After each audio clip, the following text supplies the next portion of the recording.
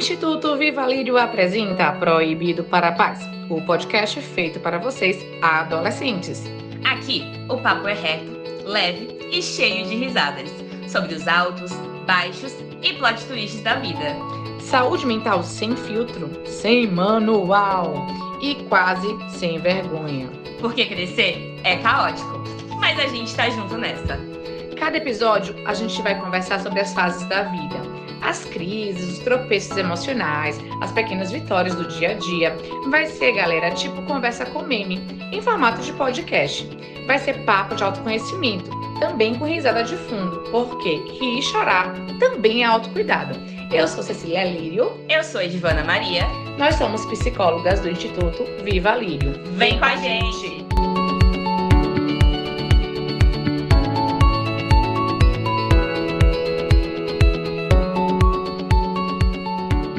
Bom dia, boa tarde, boa noite, meu povo! Estamos aqui de novo, hein, Ed? Mais uma vez com vocês. Em mais um episódio e hoje com o tema... A adolescência como território em obras? Entre tropeços e acertos. Então, minha gente, bem-vindos a mais um episódio. Hoje a gente vai entrar num tema super delicado aí pra vocês, mas a gente promete que essa conversa vai ser uma conversa carinhosa. Então, a gente vai falar sobre... Eu mesma sou uma colecionadora oficial de histórias que deram muito certo. Outras que deram muito errado. E algumas que ficaram ali no meio do caminho, mas que fazem parte de quem eu sou. Nossa, eu, Ceci, sou uma sobrevivente dos anos em que eu achava que qualquer coisa ia arruinar minha vida inteira. Meu Deus. Tudo era uma catástrofe. Catástrofe. Muito sofrido, porque a sensação que o corpo tinha era muito real. Mas olha, gente, se serve de conforto, não arruinou. Que bom, né? Mas também te ensinou muitas coisas, né? Te mostrou quem você é também. Algumas coisas ensinaram, outras nem tanto. Mas é importante que a gente pense, né, que a adolescência é um dos momentos mais ricos na construção da nossa identidade. A gente falou isso no nosso primeiro episódio. É um momento em que a gente tá muito instável, é um caminho cheio de ensinos. E a gente vem com muito medo, né? E a sensação corporal que a adolescência traz também faz com que a gente sinta tudo muito intensamente e que os medos pareçam monstros, assim, ou virem sentenças, né? A adolescência é aquela fase da vida em que a gente começa a experimentar pela primeira vez os tropeços de uma forma mais forte, assim, né? De um jeito mais efetivo, eu digo, porque é onde as expectativas nossas aumentam, da sociedade aumentam, dos nossos pais aumentam, né? E é também o momento em que a gente passa a fazer as nossas primeiras escolhas, né? Porque enquanto a gente tá na infância ou no iniciozinho ali da transição para adolescência, os nossos pais, cuidadores, responsáveis, eles fazem as escolhas normalmente por nós. Da roupa Sim. que vai vestir, aonde vai estudar, faz a integração dos amigos. Então, tem muito aí um movimento de que... Por que a gente sente mais forte os tropeços nessa fase da vida, né? Porque a gente passa a fazer as nossas primeiras escolhas, né? E, gente, isso não é fácil. E sentir as consequências das nossas escolhas, né? Porque tem, né? Uai, eu que lute, né? Tanto as que deram certo, quanto as que não deram tão certo assim, né? Então, eu não costumo pensar nos acertos e erros na adolescência a partir de uma questão do defeito do adolescente, mas como uma característica inata desse processo de desenvolvimento. E aqui, Ed, tem uma outra coisa, né? Eu vou te fazer uma pergunta. Quando tu era adolescente, o que é que era pra você a ideia de sucesso? Era uma ideia de validação, assim, que o que os outros achassem tava certo, tava bom. Então, assim, eu tinha que fazer uma escolha que fosse certa pra mim, pra minha família, pros meus amigos. Então, tipo assim, era validação extrema. Todo mundo tinha que concordar, eu tinha que ser aceita no grupo, eu tinha que ter o corpo que a revista Capricho falava, eu tinha que agir... Não é possível que você é da época da Capricho. Eu sou da época da Capricho. Não, mentira. Quem é da época da Capricho sou eu. Eu ainda peguei a época da Capricho, juro Sério? A você, juro. Nossa, como deve beijar, como você deve se portar. Vai dizer que você já testou com limão. Não, essa não, acho que já tinha, sei lá, do espelho, alguma coisa assim. Nossa, então, tipo assim, eu tinha que ser boa em tudo que eu fosse fazer. E isso não ia acontecer, né? E não aconteceu. E continua não acontecendo. Que bom, que bom, que bom. que não aconteceram. Até porque quando segue normalmente essa linha aí, gente, tem outras repercussões também, né? Na minha época também o sucesso tinha essa ideia de ser aceito no grupo.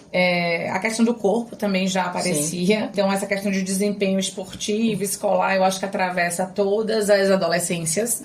Nossa, a aprovação dos pais também, assim. E depois, assim, de um tempo, o Enem também veio com Você pegou o Enem, César?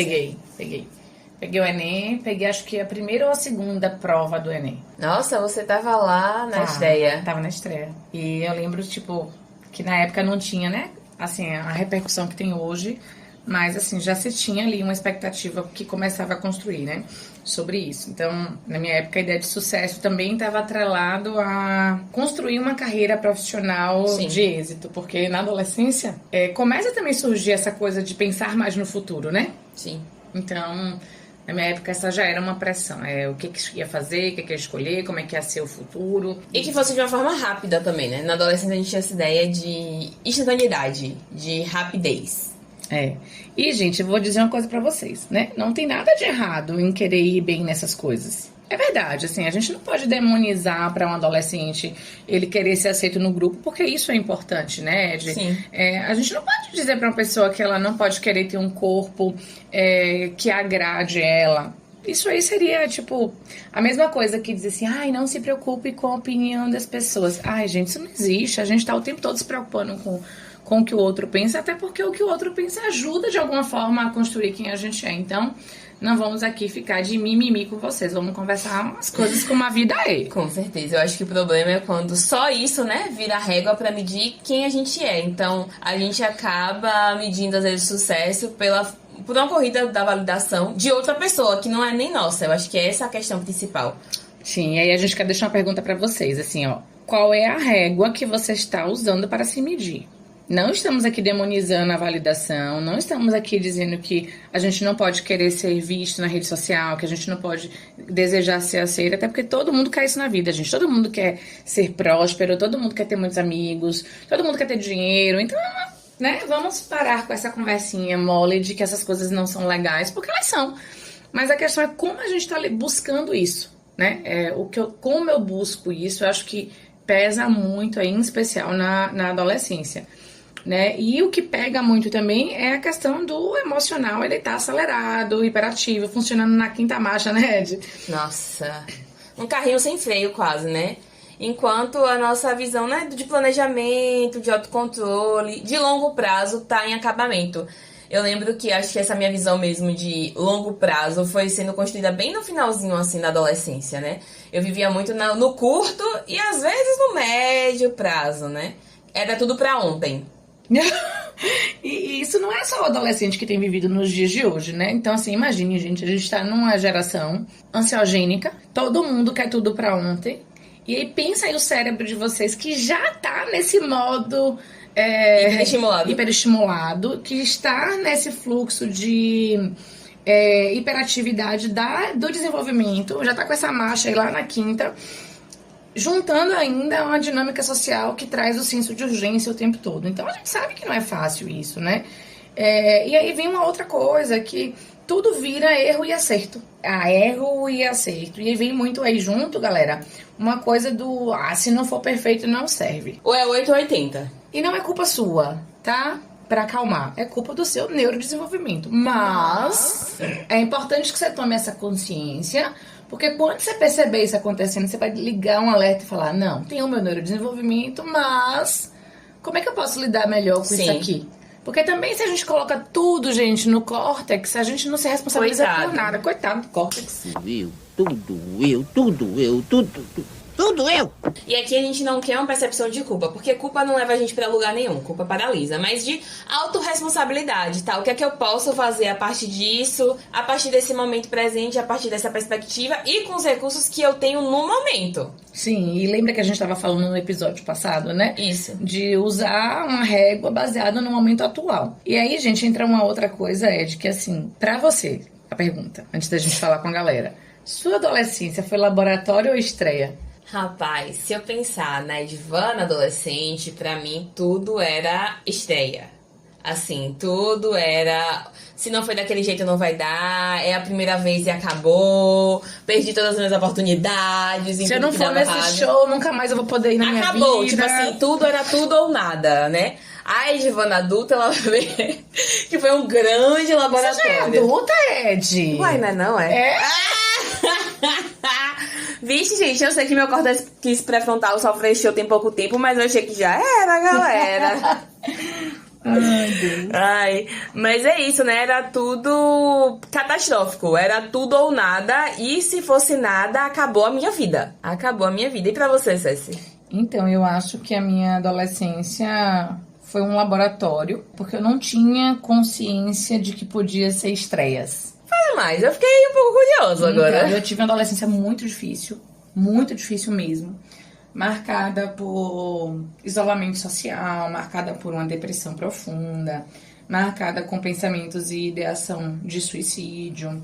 Então, eu não sentia a minha adolescência como uma estreia. Eu sentia como um laboratório. Eu sentia que eu estava assim na cova dos leões e eu nem imaginava que eu podia sair dali. Eu achei que eu ia, enfim, virar história em algum momento, assim. Então, pra mim foi um grande laboratório. Mas hoje eu percebo que a adolescência é uma soma de laboratórios com estreias. Né? Nossa, total. Não sei se você já tinha parado pra pensar nisso. Não, eu acho que não tinha parado pra pensar. Eu acho que eu sempre olhei como um laboratório, agora na minha visão de adulta, e quando eu vivi com uma visão de estreia, mas nunca pensei na junção dos dois de fato, não. Então, eu penso que é um laboratório, porque o laboratório traz a ideia de testes, né? De tentativas para que as coisas deem certo. Penso na perspectiva da estreia, porque a gente está vivendo na adolescência essa fase pela primeira vez, então vem as primeiras decepções, os primeiros medos, o primeiro término de namoro, os primeiros ciclos relacionais de amizades que acabam, sonhos que mudam, amizades que mudam. A gente vive vários lutos, tema de outro podcast. Vários lutos, né, da adolescência. Então aí a gente tem uma despedida da infância, enfim, a gente não vai falar disso agora. E é tudo vivido com muita intensidade e muito sofrimento, né? Porque pra quem tá de fora, às vezes enxerga o adolescente como um ser dramático, né? Como um ser exagerado e não valida esse sofrimento que, gente, é muito intenso. Sim, é muito doloroso, porque você às vezes não sabe como conduzir. E aí, como o adulto às vezes traz essa perspectiva de que o adolescente é um ser dramático e não valida aquilo ali, muitas vezes a emoção do adolescente, ele vai ficando sem saber quem é a sua referência, no sentido de com quem eu posso contar aqui enquanto eu sinto que eu estou num laboratório. Sim. Né? Porque há emoções diferentes. Há emoções que a gente tem na estreia, que é aquela... Pensa aí, gente, assim, você vai estrear num palco. Você tem um friozinho na barriga, você tem expectativa, você tem um medo de dar certo, medo de dar errado. Beleza, mas quando você sente que você está no laboratório, já vem a coisa do eu não posso errar. Essa experiência aqui não pode dar errado. Então, assim... Essa experiência vai me definir. Sim. E não vai, gente. Vai ajudar a te construir. E não vai te definir, né? Vocês precisam pensar mais sobre isso. Sobre o lugar do laboratório e o lugar da estreia na adolescência, né? Quantas estreias, meu Deus do céu. Quem nunca ficou com o coração apertado pra perder o bebê? O frio na barriga. Aí você vai, encosta lá um lábio no outro e fala, era isso. Eu vim pra cá, amiga, com outro pensamento, que era meu sonho de vida. Valeu aquela experiência. Gente, quem nunca enlouqueceu pra perder o BVL? Ou quem não tá vivendo isso agora aí, ó. Agora você deve estar vivendo isso. Tipo assim, meu Deus, será que eu sei beijar? Será que vai dar certo? Ai, muito Olha, bom. eu vou te dizer, o teu corpo nasce prontinho pra tudo isso. Não precisa se desesperar. Mas você vai se desesperar. Não vai adiantar nem a gente falar isso. Você vai se desesperar. Então, isso faz parte da estreia. Sim. Né? O frio na barriga, a sensação de ineditismo, né? Do que é inédito, né? Mas quando entra na perspectiva do laboratório, meu irmão, o bicho pega. E é isso. E a gente tem também, né, que a adolescência é uma fase em que muitas fantasias vão sendo desmontadas. Fantasias essas que vieram por muito tempo. Eu conto, você conta, Giovana! Você conta, você conta. Gente, ninguém para pra ter essa conversa com a gente. É por isso que a gente tá aqui. Olha, a fantasia é muito legal. Quando eu penso em fantasia, eu penso naquela música assim, ó. Eu queria... Sou péssima, que essa cantora. fantasia Fosse eterna. Nossa, eu amo. Eu adoro. E arrepiei aqui, ó. Gente, Sou péssima cantora, eu sei. Eu sou uma ótima psicóloga, também sei. Obrigada. Mas eu preciso lhe dizer que a fantasia não é eterna. O sucesso não é constante. A perfeição é uma obrigação social. Só o resultado final não é O tudo. importante. Uhum. Só existe um caminho. Isso é uma mentira. Ai, a comparação vai te ajudar a melhorar. Depende, você tá se comparando com quem? Quem é sua régua? Calma. Um monte de verdade sendo jogada assim na cara de uma vez. Peraí, socorro, calma. Nada disso, gente. Nada disso é real. Não, tem outra máxima. Se eu não ficar e casar com essa primeira pessoa que eu estou me relacionando... Ai, meu Deus. Meu mundo caiu. Nossa, é muito comum. A primeira decepção amorosa, tipo assim, nunca mais vou amar ninguém, nunca mais ninguém vai me amar dessa forma. Às vezes é que bom que nunca mais ninguém vai te amar dessa forma, né? Que bom, né? Ai, meu Deus, gente. É muito da hora a gente parar pra pensar nisso, né? Tipo, meu Deus, né? Não passei no Enem agora, meu Deus. Minha vida meu Deus. acabou. Eu tive muito essa sensação. Eu lembro que eu passei no vestibular da UFES. E aí o juiz não deixou eu entrar, minha mãe botou na justiça porque eu era menor de idade. E aí não autorizaram. Eu falava o tempo todo, eu perdi a chance da minha vida. A gente só é aprovado uma vez. Acabou pra mim. Sério, Ed? Eu não Falava. sabia disso da sua história, Tanto não. esforço, eu falava, acabou aqui agora, acabou. Juro, eu falava, todo Tava mundo aqui no acabou. segundo ano? Terceiro ano do ensino médio, só que o resultado saiu em junho. E eu tinha 16. E aí minha mãe botou na justiça e tinha 2 juízes em feira, o que liberava e o que não liberava. No sorteio eu caí no que não liberava. Se lascou. E eu falava, acabou, vai falar pra todo mundo. Gente, eu falava assim, essa foi minha única chance. Se lascou. Eu na FRB, 6 meses depois, oi galera, cheguei. Então, às vezes, a gente sente isso tudo muito intensamente, né? Então, assim, a vida da gente não tem como ser definida nos nossos 13, 14, 15, 16 anos, né? Não tem. É impossível isso. Então, a adolescência, eu brinco e digo assim, é um aquecimento para a vida adulta. É um aquecimento porque a gente vai desenvolvendo esses aprendizados, né? E uma coisa que é muito latente, né, é a comparação. E assim, a comparação é o ladrão do sucesso, né? A gente carrega isso pra vida adulta ainda, não tem como. Acho que a gente carrega pra vida toda, né? Mas eu acho que na adolescência está muito latente. E nada destrói mais a sensação de sucesso do que a comparação com o outro, né? Com uma trajetória de vida que a gente não sabe qual é, com uma régua que a gente não sabe qual é, com as escolhas e também com as abnegações do outro que a gente não sabe quais foram, né? Gente, pra quem não sabe o que é abnegação, vai, Edivana, explica É aí. quando você abre mão de alguma coisa, aqui lembrando, quem gosta de distopia, jogos vorazes, não tem uma casa que se chama abnegação, mas quem não assiste... Meu Deus, nem é jogos vorazes, gente, é Divergente, é por aí. Tô Ela ficando tá velha, ótima, meu ela tá Deus. ótima. Errou! Mas é quando você abre mão de coisas, sabe? Você abdica, você deixa de fazer. Pois é, e nessa hora, né, a gente precisa pensar assim, será que a gente tá sendo justo com a gente quando a gente tá olhando a nossa vida a partir de como tá a vida do outro? Eu acho que a gente traz um chicote pra mão e começa a se agredir, sabe? Quando a gente entra nesse movimento comparativo.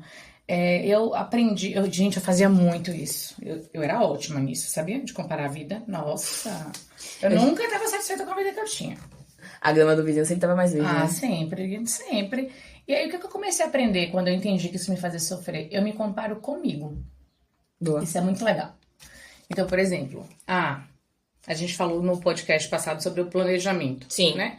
Então, eu não vou olhar o que A, B, C, D fez. Eu vou olhar o que eu fiz comparado ao ano que passou. Então, assim, eu não olho mais... eu me comparo comigo mesmo.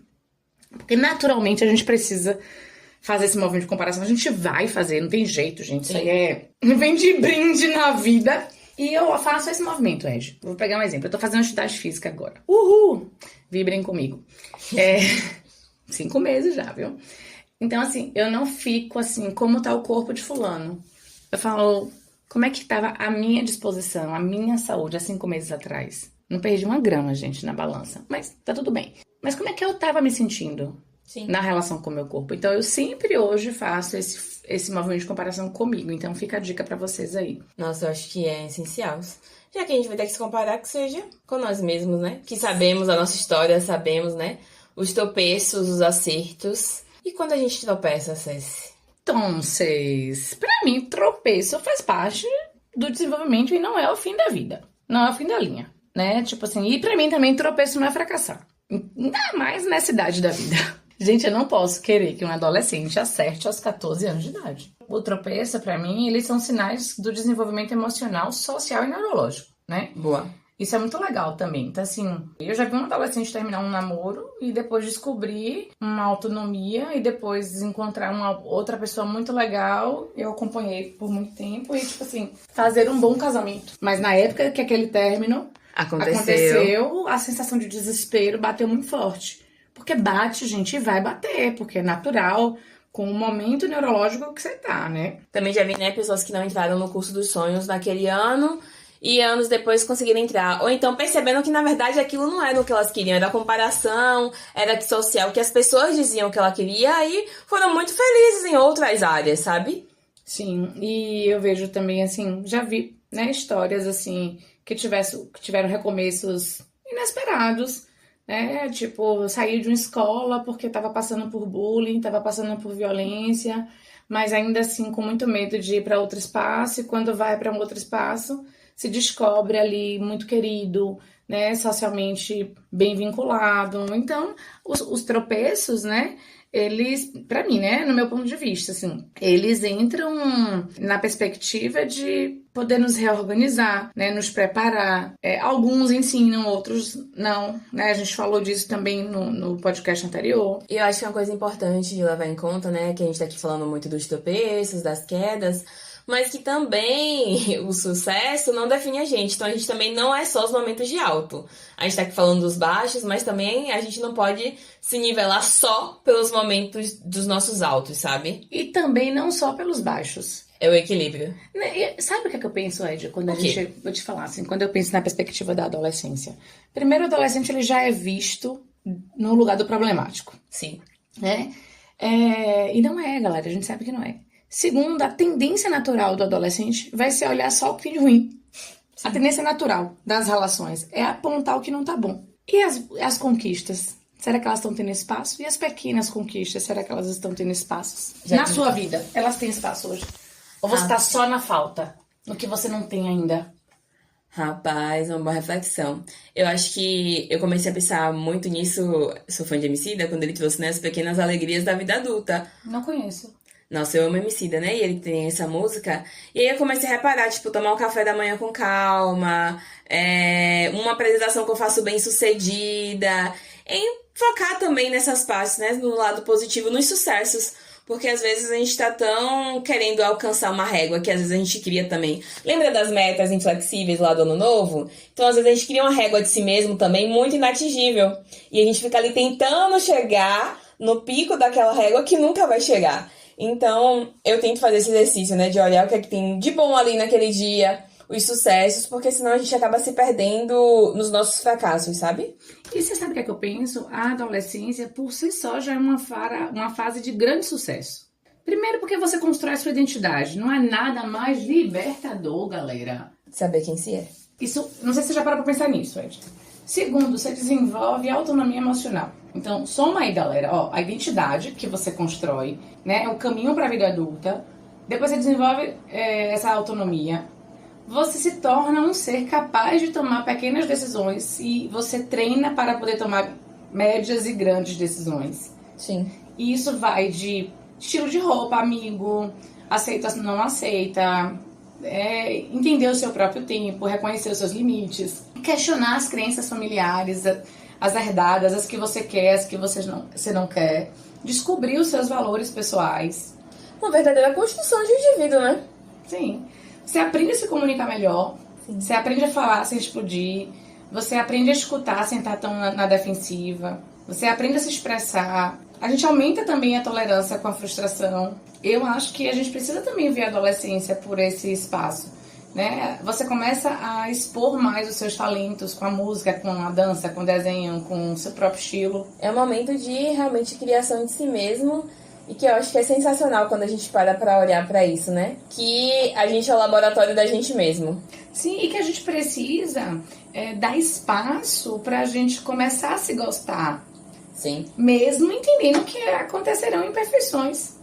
E é aquela coisa do somos sobreviventes dos nossos próprios ciclos internos. Mas não há nada mais libertador pra mim do que poder perceber uma adolescente crescendo e tomando a rédea das suas próprias decisões. Nossa, é gostoso demais, não tem melhor sensação. Tem, Ed?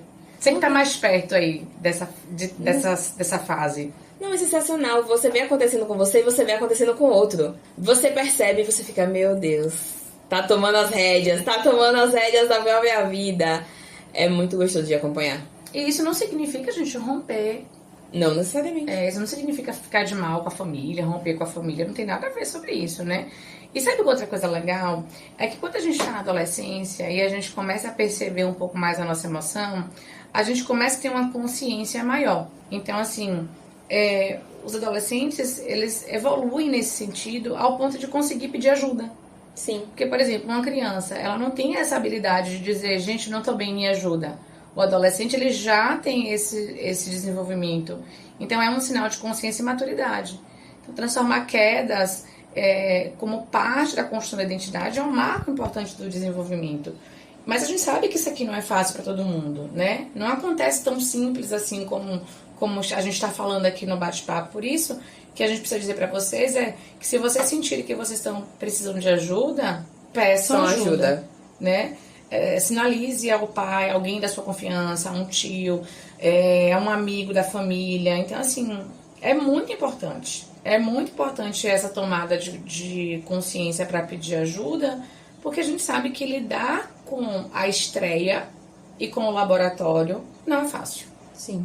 E aí a gente tem, né, então, que o sucesso não define completamente quem você é, o fracasso também não define completamente quem você é, e o importante é o caminho entre um e o outro, né? Quem você vira no processo, o que é que você aprende, quem que você se constrói, sabe o que é que você constrói em si nessa trajetória, né? Se comparar com você mesmo em vez de se comparar com o outro e pedir ajuda, né? Sim. Quando as coisas estiverem muito difíceis para lidar sozinhos, né? E lembrar que você não precisa ser perfeito para ser incrível, porque ninguém é perfeito e ninguém nunca vai ser.